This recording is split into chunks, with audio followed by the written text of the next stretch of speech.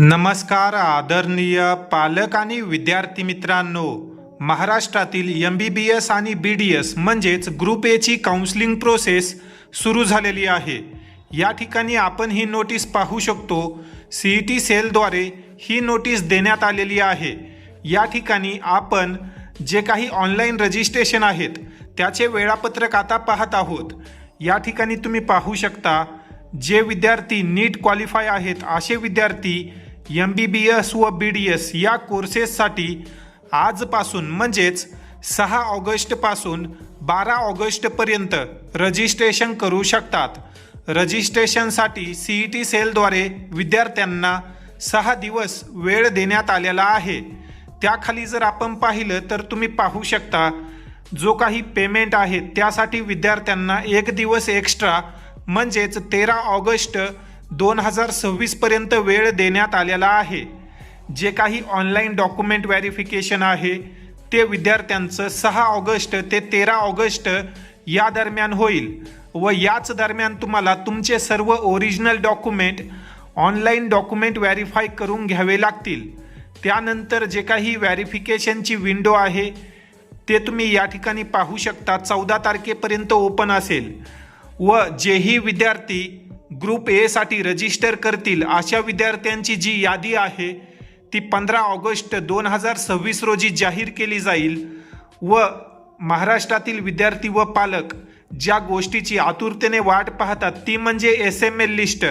ही SML list 15 August 2026 रोजी जाहीर केली जाईल व याच दिवशी विद्यार्थ्यांना कळेल की त्यांचं स्वप्न यावर्षी पूर्ण होणार आहे का नाही।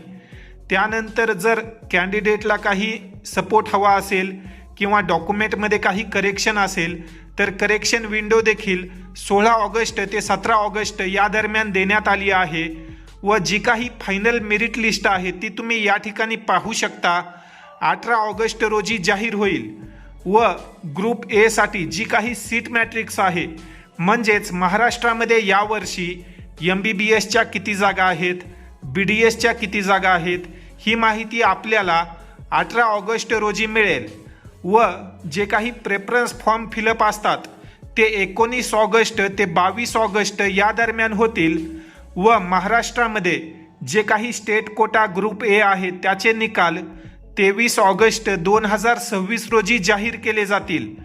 ज्याही विद्यार्थ्यांना कॅप राऊंड 1 मध्ये कॉलेज मिळेल असे विद्यार्थी या ठिकाणी तुम्ही पाहू शकता, 24 तारखेपासून 28 तारखेपर्यंत जाऊन जेही कॉलेज त्यांना मिळालं आहे अशा कॉलेजमध्ये प्रवेश करू शकतात।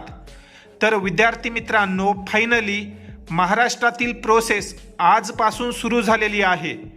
जेही विद्यार्थी MBBS व BDS या कोर्सेसमध्ये ॲडमिशन घेण्यासाठी इच्छुक असतील अशा विद्यार्थ्यांनी जे काही कॅप राऊंडचे नियम आहेत, पात्रता निकष आहेत त्या योग्यरित्या समजून घ्या व त्यानंतरच रजिस्ट्रेशन करा।